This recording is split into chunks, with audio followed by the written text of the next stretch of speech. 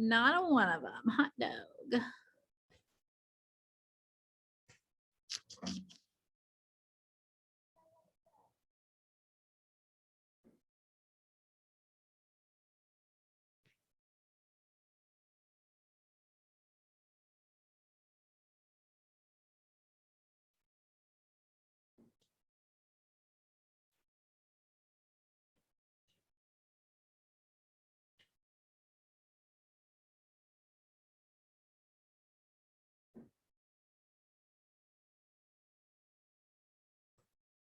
Hi.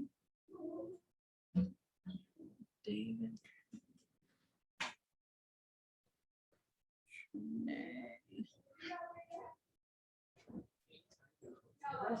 Yeah, go for it.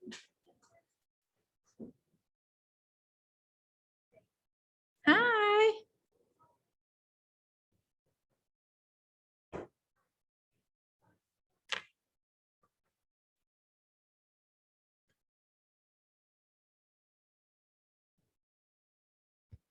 I love it. I don't care. I love it.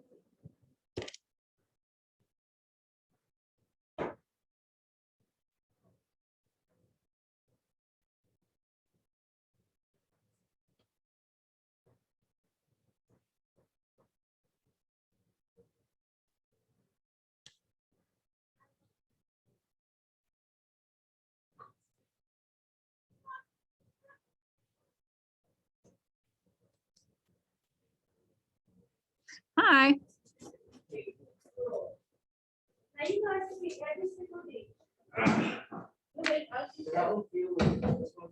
You don't feel well?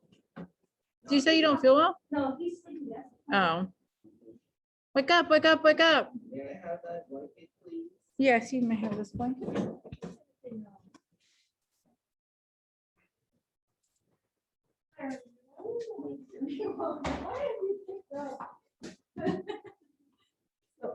That's what I thought.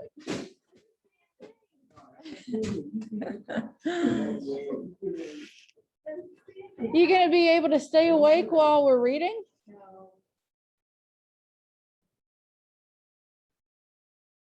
And then one of my, that's not bad. I don't care. I love it. Did I already do this? I am a sleepy, sleepy girl.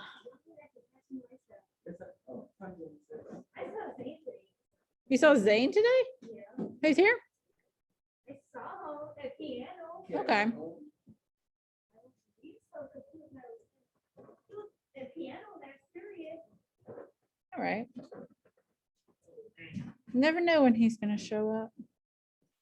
What class is this? English 3. School's going by fast School's gone by fast? today. I feel like it's, no, I feel like it's been so long. I feel like I've been here all day. I also didn't sleep very much last night, so. I don't care. Oh, what have I done? I can't take my Shapoopy.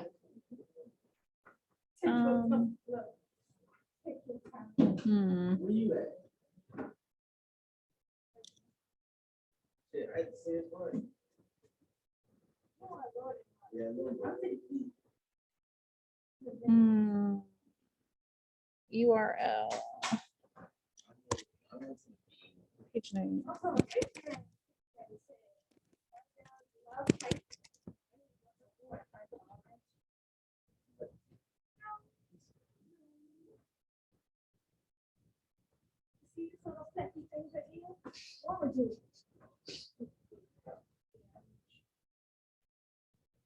I don't care. I love it. Where is my?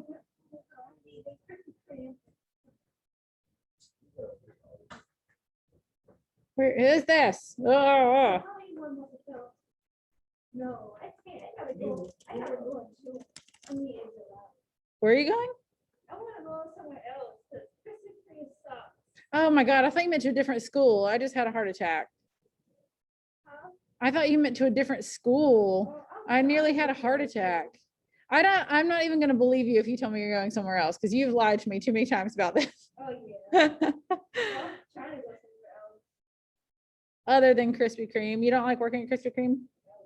What's I mean, wrong? they pay well, but Yeah. it's the people. Oh my gosh, like customers or people you work with. Oh, yeah. Like the rules and so. I hate that. And we have this lady, she just came and she fired like 3 people, but she don't have the power to fire them. What? So Are they fired? one of them fired because they didn't show up for work, Yeah. but the other 2, they came back because she don't have the power to fire. That's crazy. And I'm like, if I get fired, then I'll be so happy. You're like, I don't even care if you have the power to fire me or not. Just do it. Just tell them that you fired me.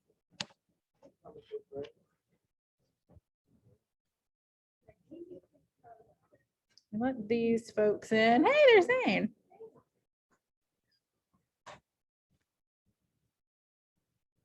Hola, hola. Hello.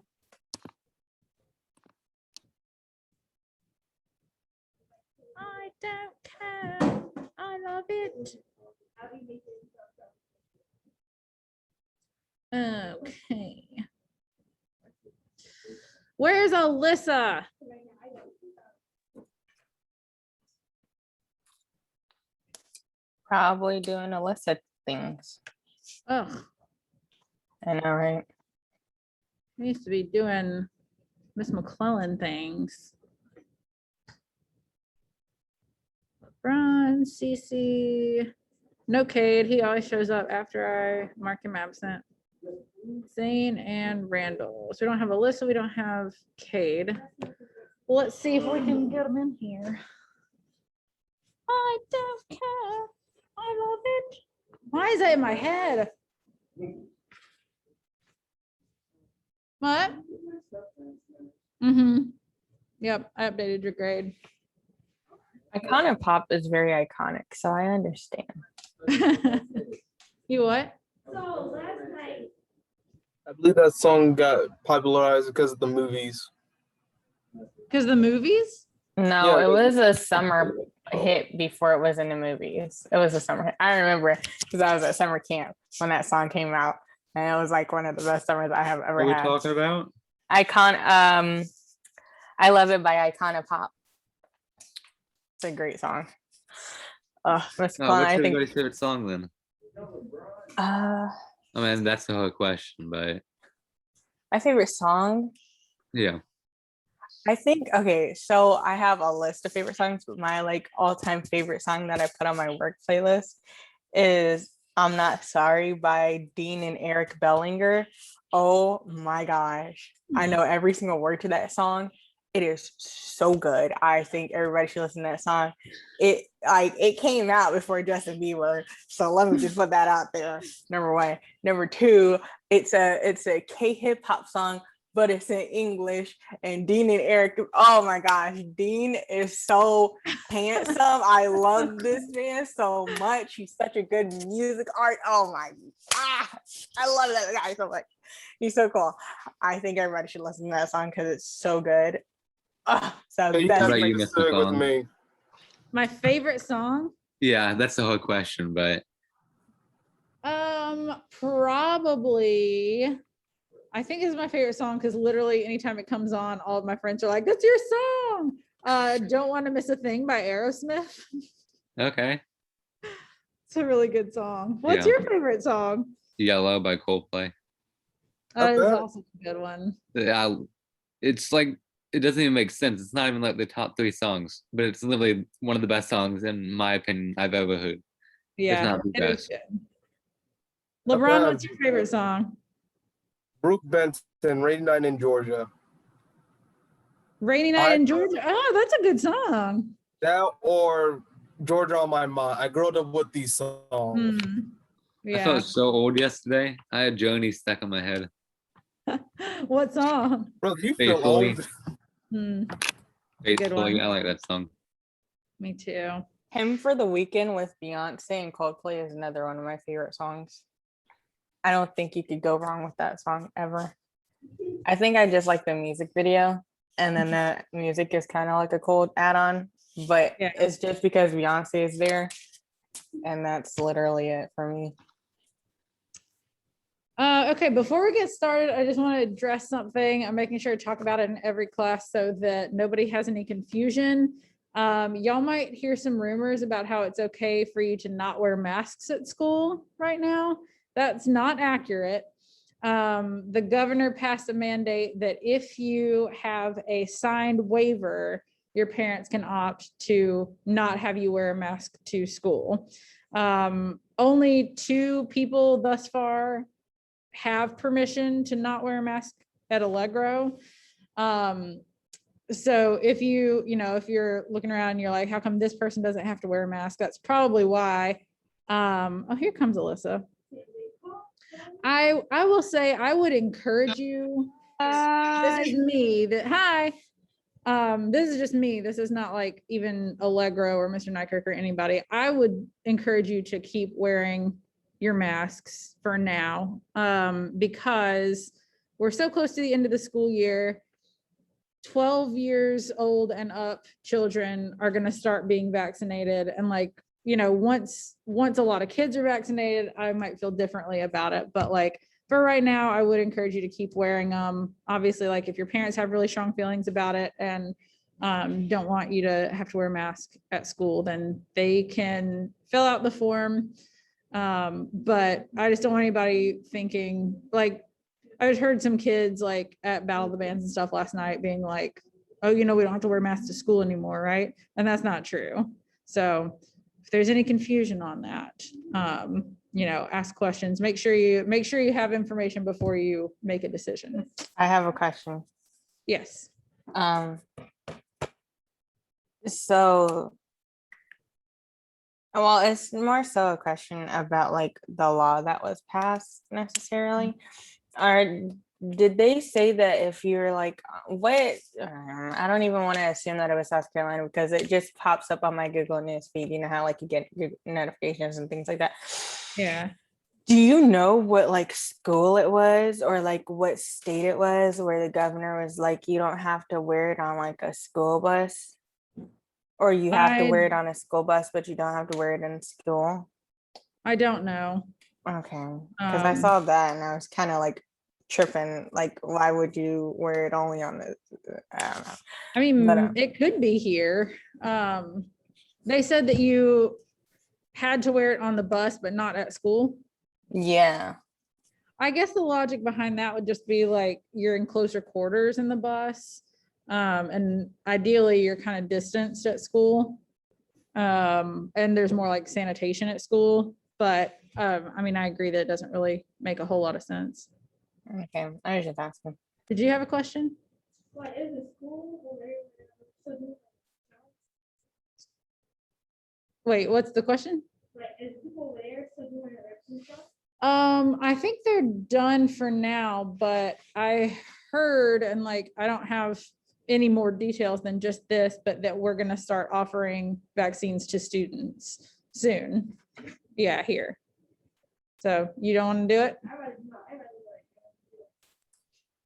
I mean, it's people from MUSC coming here to do it. When I got my shot, I just got my second dose this weekend, but that lady stabbed me. Oh, really? Yeah.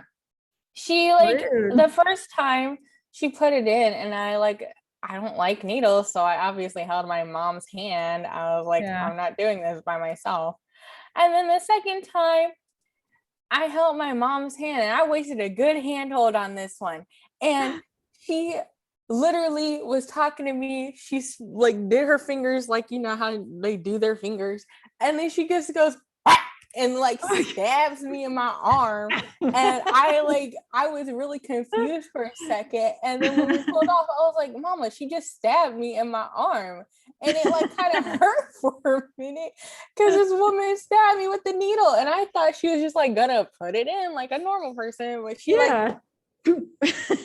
Yeah. I got lucky on that second time because like the guy was number one, very cute, and number two, very nice and friendly. And I didn't even feel it. He was just like chatting to me and I didn't even feel it when he did it. I was like, wow, you're very good at that. No, this one was old, and she like, okay, well, first when we got there, it was a bunch of people. I'm just gonna, it was a bunch of dudes, and they didn't know what they was doing. Like it was like 15 different people around the car, and nobody knew what they were doing. And then we pulled over to the side, filled out the document when we should have just went into the line and filled out the document because we still had to wait there in line because we were early.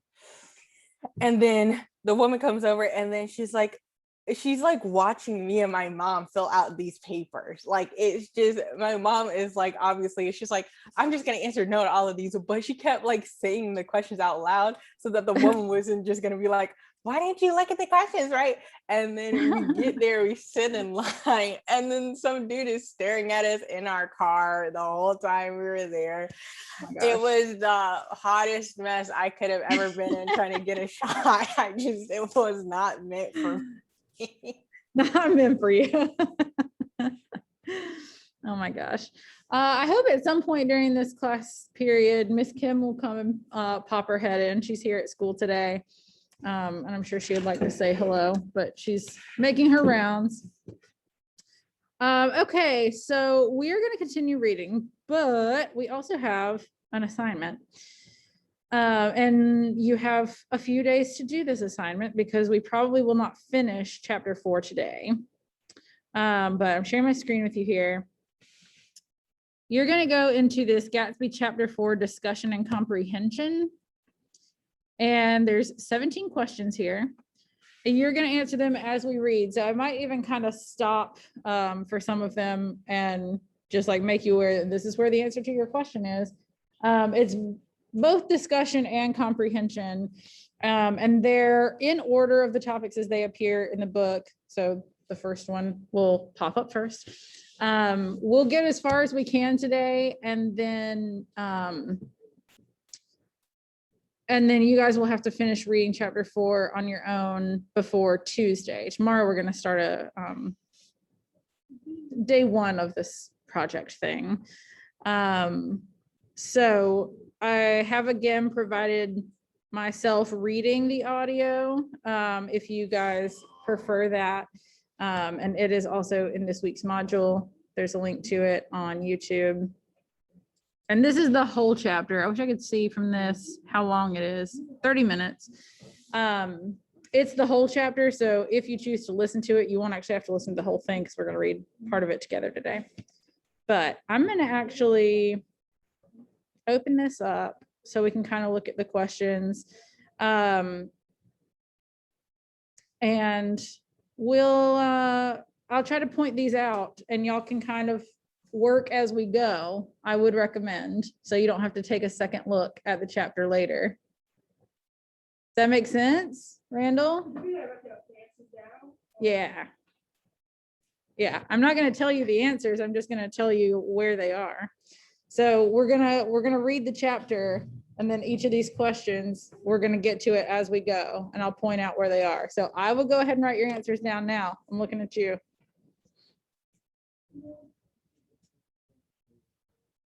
This is obviously not us. This is second period. Okay. Oh.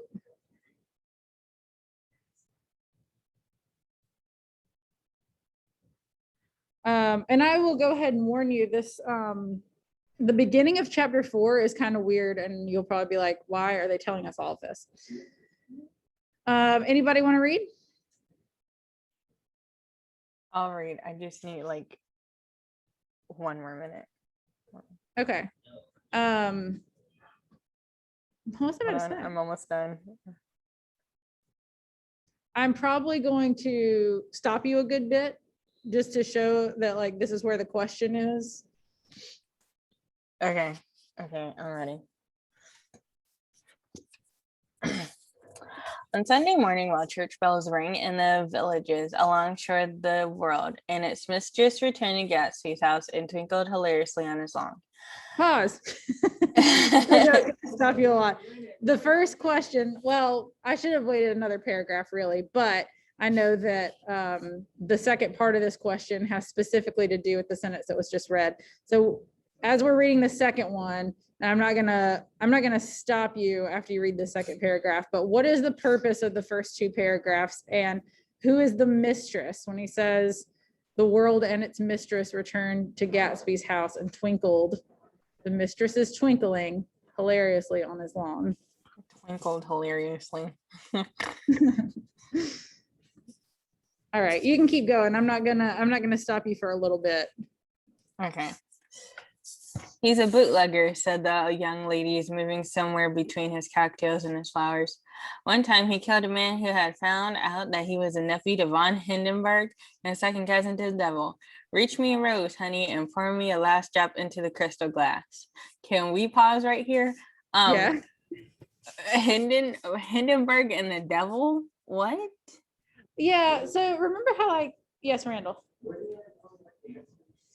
On it's on canvas under sorry.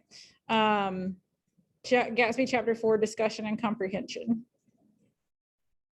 So like at his party, other guests had been like kind of speculating about him and being like, oh well, I think he was a German spy, or like he did this in the war, I think he killed the man. And this is just kind of more like that people are just speculating and like creating rumors about like who he is and what his deal is and that kind of thing. I'm also going to warn you, Cece, coming up, there are lots of names and a lot of them are weird. Oh, goodness. Okay. Oh, I see. Hornbeams. I love that. Okay. Yeah. Once I wrote down on the empty spaces of time of a timetable the names of those who came to Gatsby's house that summer. It is an old timetable now disintegrating at its folds and is headed this schedule in effect July 5th, 1922. But I can still read the gradings and they will give you a better impression than my generalities of those who accepted Gatsby's hospitality and paid him the subtle tribute of knowing nothing whatever about him. From East Egg then came the Chester Beckers and the Leaches and a man named Bunsen, whom I knew at Yale, and Dr. Webster Savett, who was drowned last summer up in Maine, and the Hornbeams and the Willie Voltaires, and a whole clan named Black Buck, who always gathered in a corner and flipped up their noses like goats at who's ever came near. And the Ismays and Christies, or rather, oh no, that says Christies, doesn't it? And the Christies, or rather Hubert, Auerbach, and oh no, it is Christie's, and Mr. Christie's wives, and Edgar Beaver, whose hair they say turned cotton white one winter afternoon for no good reason at all. Clarence Endive, like Endive from Chowder, was from East Egg, as I remember. He came only once in white knickerbockers. What is a knickerbocker? I think it's a particular type of pants, I think. It's weird.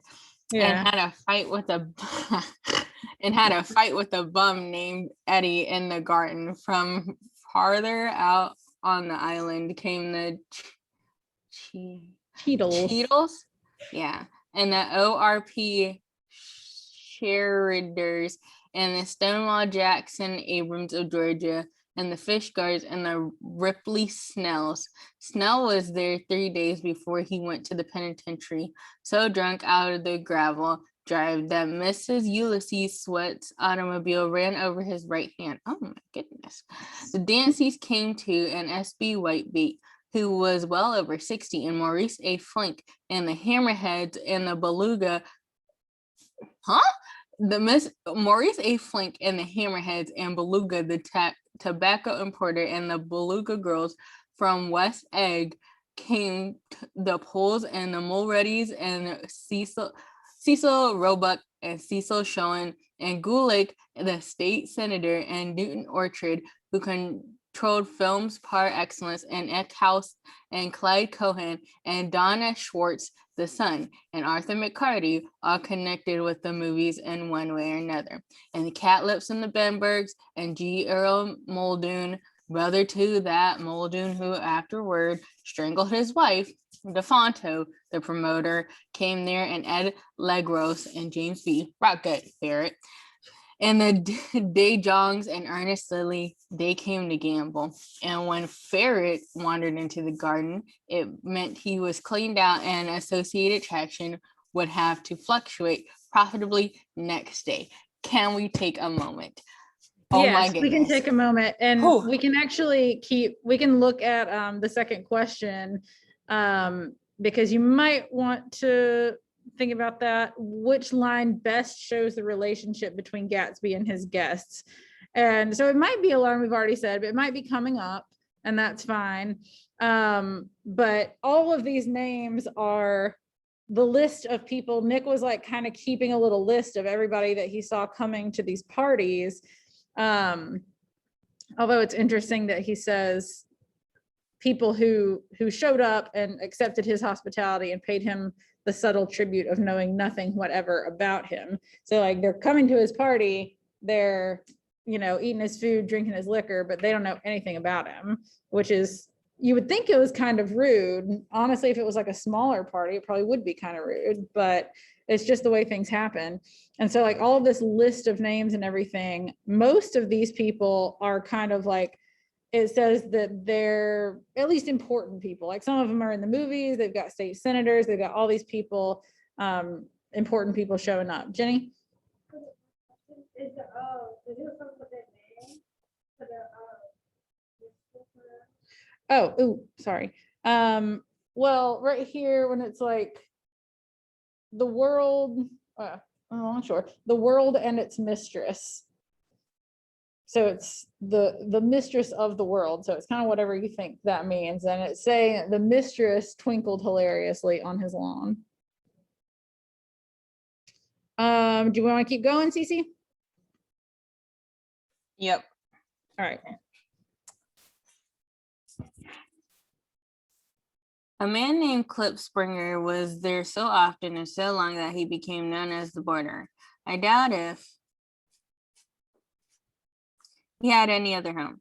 Of theatrical people, there were Gus Ways and Horace O. Donovan. I almost said Devon. He's not black. Horace O. Donovan and Lester Meyer and George Duckweed and Francis Bull. Also from New York were the Cromes and the Backheisens and the Denekers, then Russell Betty and the Corrigans and the Kellers,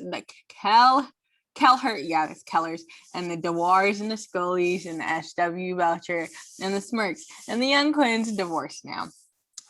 And Henry L. Palmetto, who killed himself by jumping in front of a subway train in Times Square. Okay, all right, sure. Benny McClellan, hey, Clenhan, it's almost like McClellan. I didn't read that correctly.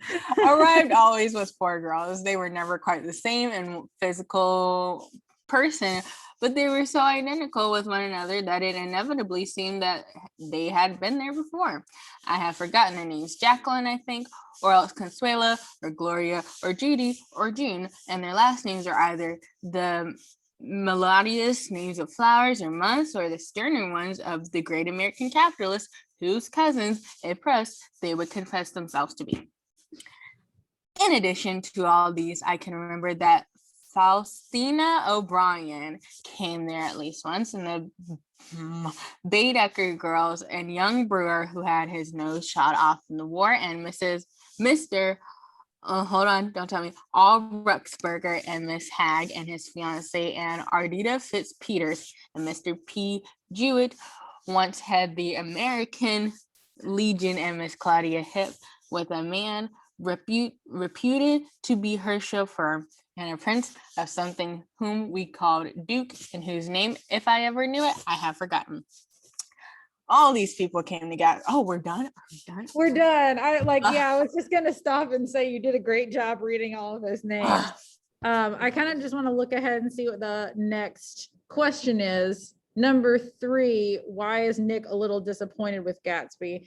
And I think it's not for a little bit, so I probably won't stop you super soon. Okay. Okay. Dumbest response. Okay.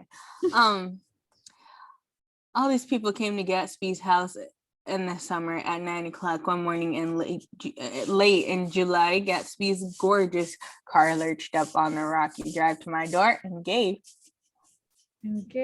I have to go so slow to make it It'll not jump go- out. Yeah. Gave out a burst of melody from its 3-noted horn. It was the first time he had called me, though. I had gone to 2 of his parties mounted in his hydroplane, and at his urgent invitation made frequent use of his beach. Good morning, old sport. You're having lunch with me today, and I thought we'd ride out together. He was balancing himself on the dashboard of his car with the resourcefulness of movement that is so peculiarly American, that comes, I suppose, with the absence of lifting work or rigid sitting in youth, and even more with the formless grace of our nervous, sporadic games. This quality was continually breaking through his punctualist manner in the shape of restlessness. He was never quite still. There was always a tapping of a foot somewhere or the impatient opening and closing of a hand. He saw me looking with admiration at his car. It's pretty, isn't it, old sport? He jumped. Oh, old sport sounds so condescending. He jumped off to give me a better view. Haven't you ever seen it before? I had seen it. Everybody had seen it. It was a rich cream color, bright with nickel swollen here and there in its monstrous length, with triumphant hat boxes and separate boxes and toolboxes, and interiors with the labyrinth of windshields that mirrored a dozen suns. Sitting down between many layers of glass in a sort of green leather conservatory, we started to town. I had talked with him perhaps half a dozen times in the past month and found to my disappointment that he had little to say. So my first impression that he was a person of some undefined consequence had gradually faded. And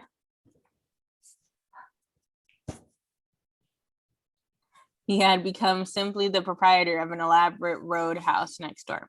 All right, pause. There was our answer.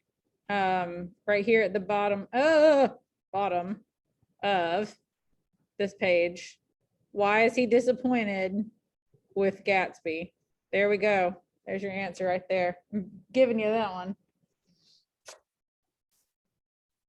Let's look at the next question so we can be prepared for it. Why does Nick have to restrain his laughter when Gatsby says he's trying to forget something very sad that happened to me a long time ago? So when we get there, we'll pause to let you guys. That's a very specific question. It is a very specific question. Why does he have to not laugh? But we can keep going. He had simply become the proprietor of an elaborate roadhouse next door. And then came that disconcerting ride. We hadn't reached West Egg Village before Gatsby began leaving his elegant sentences unfinished and slapping himself indecisively on the knee of his caramel-colored suit. Look here, old sport, he broke out surprisingly. What's your opinion of me, anyhow? A little overwhelmed, I began the generalizations which that question deserves. Well, I'm going to tell you something about my life, he interrupted. I don't want you to get the wrong idea of me from all these stories you hear. So he was aware of the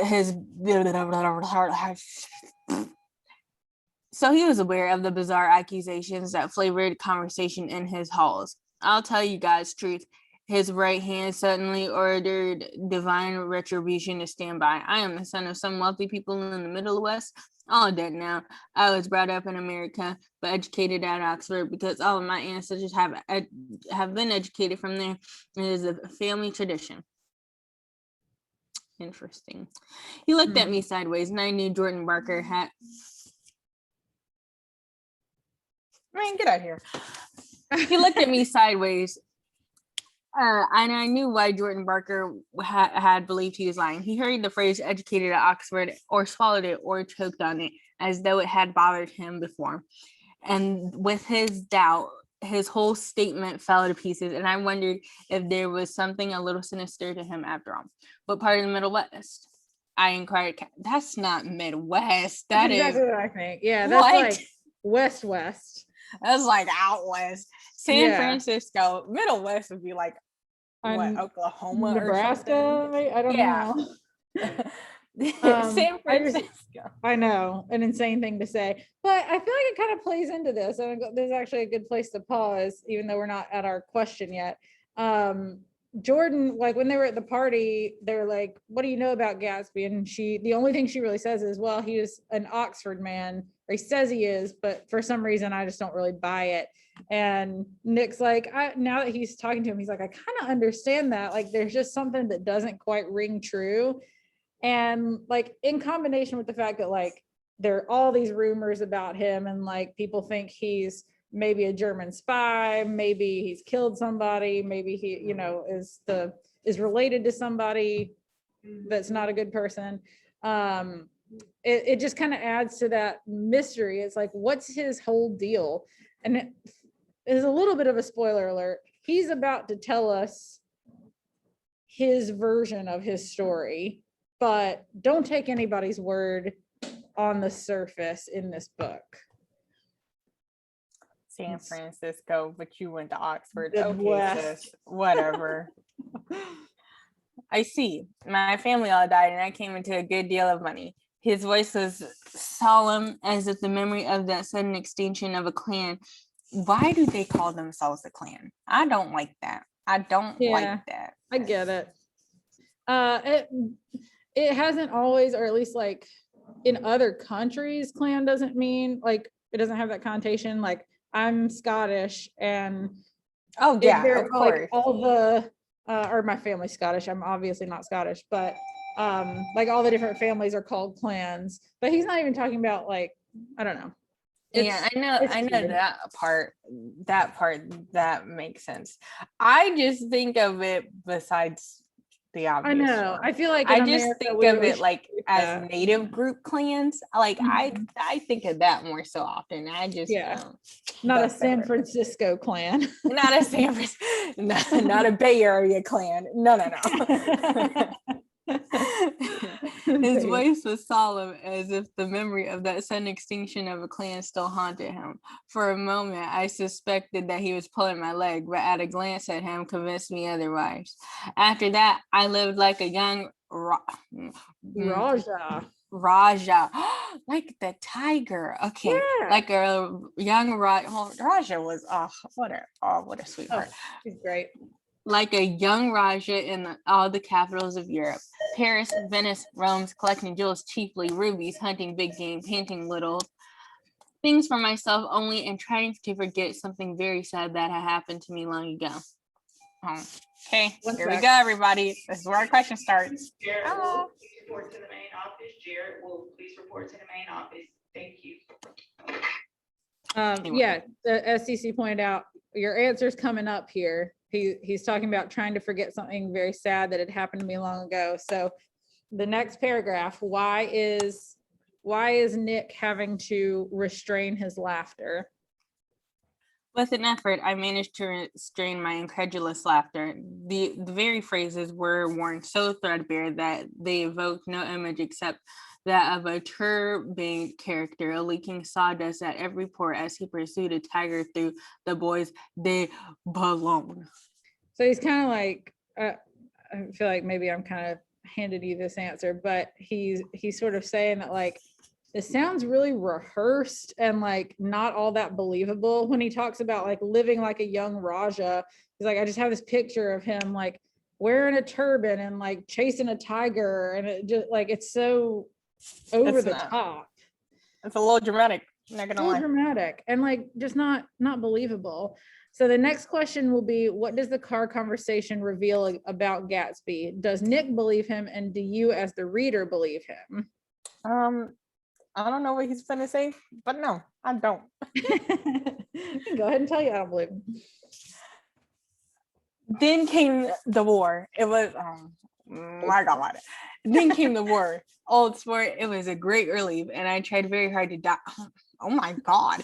I tried very hard to die, but I seemed to bear an enchanted life. I accepted a commission as first lieutenant when it began, and the Argonne Forest, I took 2 machine gun detachments so far forward, and that there was a half-mile gap on either side of us where the infantry couldn't advance. We stayed there 2 days and 2 nights, 130 men with 60 Lewis guns. Well, that kind of seems well. Hold on. 16 Lewis guns, and when the infantry came up, they found the insignia of 3 German divisions among the piles of dead. I was promoted to be major, and every Allied government gave me a decoration. Even Montenegro down on the Adriatic Sea. See, okay, hear me out, because I did that in that voice because it sounds like he's like, oh my God, yeah. I have an enchanted live. Yeah, he's just like, I don't know why. I just get lucky and I Oh have. my gosh, you know what he sounds like? A little pick-me boy. That's what he sounds like. Girls won't date me because I'm so nice. Like, shut up, girl, please. Oh my God, get it together, boo. You're not that special. And if you were directed at major, wouldn't you still be? Anyway, I'm not here to pick out lies. I'm just here to read the story. If I was there right now, this would be a little different, but let's continue. Little Montenegro, his words lifted up the words and nodded at them with his smile. The smile comprehended is it Montenegro or Montenegro? I think Montenegro. Montenegro. Troubled history and sympathized with the brave struggles of the Montenegrin people. It appreciated fully the chain of national circumstances which had elicited this tribute from Montenegro's warm little heart.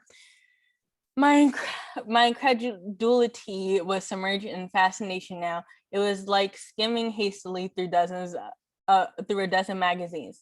Hang on 1 second. I just wanted to point out, y'all will probably remember from the last chapter that I heard, maybe it was the chapter before, I don't remember, but Nick made a big deal about Gatsby's smile, and he was like, his smile just makes you feel like you're the only person in the world, and like it makes you feel understood to the exact degree that you want to be understood, and just like all this stuff about his smile that's so over the top, really. And now he's like, his smile comprehended Montenegro's troubled history. It's like someone's smile is telling you the story of this like other people. It's a lot for one smile to be able to do. I feel like Nick is being very theatrical with his descriptions of Gatsby. The smile sounds like a catfish right now. Part-time model, part-time nurse, part-time police officer. Like, come it's everything. on. He's infatuated with this man, and I just cannot get it. I don't understand, but yeah. Okay. He reached into his pocket, and a piece of metal slung on a ribbon fell into my palm. That one's from Montenegro. To my astonishment, the thing had an authentic look. Oh, okay. Orderi di Danilo ran the circular legend. Montenegro, Nicholas Rex, Turnit, Major J. Gatsby. I read for Valor Extraordinary. Oh, so it's real. Okay. It's real. At least some element of it is real. Yeah. It makes sense to me. Here's another thing I always carry, a souvenir of Oxford. Oh, so he was, I don't know. Hard to say. It was taken in Trinity Quad. The man, okay. But hear me out. There is a Trinity Quad, and it's like smack dab in the middle of Oxford. I've looked at it. So that part is true. The man on my left is now the Earl of Dorchester. It was a photograph of half dozen men, young men in blazers, loafing in an archway, through which were visible a host of spires. There was Gatsby, looking a little, not much, younger, with a cricket bat in his hand. Then it was all true. I saw the skin of tigers flaming in his palace of the Grand Canal. I saw him opening a chest of rubies with their crimson red lighted depths, the gnawings of his broken heart. So at this point, our question is, by the end of the car ride, and we're not quite at the end of the car ride, but What does the car conversation reveal about Gatsby? Does Nick believe him, and do you as the reader believe him? And like at first he definitely didn't, but now he's got all this stuff. But also, isn't it kind of weird that he's like carrying around his war medal and a picture of himself at Oxford to be like, look, everything I'm telling you about myself is valid. I've got receipts. You can see here that everything I'm saying is true. The picture of school is low-key kind of weird. That one seems a little made up. But he did bring up the arches or the quad, which is a true statement. There is a quad there and it's very big and beautiful. So that part is kind of believable, still a little weird. I'm a little sus on that. That's the thing. Like, some of it's believable and some of it seems like it's made up. The metal thing though, I think that's kind of believable. I believe that part only because some people who do serve in militaries and wars will like carry that kind of stuff around with them. And I get it. I guess that makes sense. That's like the only part that's like kind of believable to me. Everything else, those rubies, fake. Everything else, tiger skins, fake. All of it's fake. I don't believe it. But the metal thing, probably real. Oxford, out of 1 out of 10, probably like a 3% real. I don't know. I don't believe that. I don't know. So I'm a little sus on it. So for that question, you do need to say what you think, if you believe Gatsby at this point, and whether Nick does, and what he learns about him. It's kind of a lot. You don't have to say everything that he learns, or like repeat everything that Gatsby said about himself, but you know, a couple of things. Those two things are fairly important to him. So let's just take a look at what this next question is before we keep going. Why does Nick say that listening to Gatsby was like hastily skimming through a dozen magazines? So we'll keep our eye out for that. Didn't we just read that though? Did we? I think we just did. Ooh, God. Yeah, we did. Look at that. We did. Okay, I'm sorry. Those are a little bit out of order. It's after he's talking about his smile. My incredulity was submerged in fascination now. It was like skimming hastily through a dozen magazines. And this is kind of after he's been like telling him about everything that happened. He was like, and then my family died and I was left a lot of money. And then I did this, and then was the war, and I was living like a Raja and like all these things. So how would that be like skimming hastily through a dozen magazines? Oh my goodness. I'm gonna look ahead to the next question too. Or maybe the next couple of questions. What changes Nick's mind about the truthfulness of Gatsby's stories? Evidence. And we kind of, there you go. It's not even real. So you have the information to do questions 5, 6, and 7. We're gonna move on, and we don't have a whole lot of time left. We've got about 5 minutes. The next question is, we won't make it past this question. I feel pretty confident. Who is Meyer Wolfsheim, and what do we know about him? Why is he even in the novel at this point? And that's a really good question. Yes. Number 4. Yeah. So number 4, and this is like specifically listed. It says Gatsby's trying to forget something very sad that happened to him a long time ago, and Nick has to restrain his laughter. And for going right here, it's right here in this paragraph, and he's kind of saying like, the very phrases were worn so threadbare that they evoked no image except that of a turban, blah blah. So it's like the things he's saying don't really mean anything, and there doesn't seem to be any substance behind it. So it sounds like he's making it up. So Nick's kind of laughing at him, being like, what's this guy making up all of these unbelievable stories about himself? It's a little ridiculous. Like, he's talking about, he's writing up, like, he's making up something else. Yeah, just to like try to make himself sound interesting. Oh yeah, the number 8, we won't get past number 8 for sure, but who is Meyer Wolfsheim and what do we know about him? Why is he even in the novel at this point? And he might seem kind of random, but once you like learn a little bit about him, I hope you'll be able to sort of put it together, or at least like what his purpose is. I don't know. We can keep reading a little bit. We might not even get to Meyer Wolfsheim. Okay.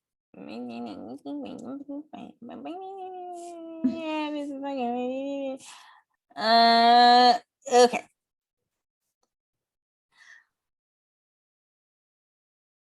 I'm gonna start from that one. Then it was all true. I saw the skin of tigers flaming in his palace on the Grand Canal. I saw him opening a chest of rubies with ease, with their crimson lighted depths, the gnawings of his broken heart. I'm gonna make you a big request. Make a big request of you today, he said, pocketing his souvenirs with satisfaction. That's a little weird. So I thought you.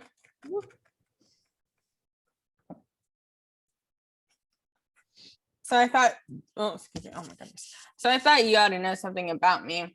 I didn't want you to think I was just some nobody. You see, I usually find myself amongst strangers because I drift here and then trying to forget the sad thing that happened to me. He hesitated. You'll hear about it this afternoon. At lunch? No, this afternoon. I happened to find out that you're taking Miss Baker to tea. Do you mean that you're in love with Miss Baker? No, old sport, I'm not. But Miss Baker has kindly consented to speak to you about this matter. I hadn't the faintest idea what this matter was, but I was more annoyed than interested. I hadn't asked Jordan to tea in order to discuss Mr. J. Gatsby. I was sure the request would be something utterly fantastic, and for a moment, I was sorry I'd ever set foot upon his overpopulated lawn. He wouldn't say another word. His correctness grew on him as we neared the city. We passed Port Roosevelt, where we passed Port Roosevelt where I got confused. We passed Port Roosevelt where there was a glimpse of red belted ocean going ships and sped along cobbled slum lined with the dark, undeserted saloons of the faded gilt 1900s. Then the Valley of Ashes opened on both sides of us, and I had a glimpse of Mrs. Wilson straining at the garage pump with painting vitality as we went by. With fingers spread like wings, we scattered light through half Astoria, only half, for as we twisted among the pillars of the elevator, I heard a familiar jug spat of a motorcycle, and a frantic policeman rode alongside. All right, old sport, called Gatsby. We slowed down. I guess that's a good point to stop, even though this thing with the cop I think is really interesting. But this is also weird. Like, nothing about Gatsby yet is like, it's not really like raising alarm bells. It's just weird. Like the fact that he felt the need to take Nick out and be like, what's your opinion of me? Let me tell you all about my life, because I don't want you thinking anything that's not true. Then he tells him all this stuff that might not be true, but has, he's got evidence in his jacket pocket of these things. And then he keeps talking about this sad thing that happened to him when he was younger. And he's like, I'm gonna ask you for something big. It has to do with the sad thing that happened to me, but Jordan will talk to you about it when you take her to dinner later. And he's like, why can't you just tell me now? And he's like, no, you need to hear it from Jordan Baker. And it's just so weird. And like, to Nick's credit, even though he has been like, oh shoot, Nick is like, I don't want to take this girl to dinner to talk about you, I'm taking her to dinner because I like her. Anyway, you have until Tuesday to finish this. It's not due until Tuesday, and Monday is an e-learning day. I might have a couple of things for y'all on e-learning day, but we can talk about that tomorrow because I gotta let you go. Bye. Bye.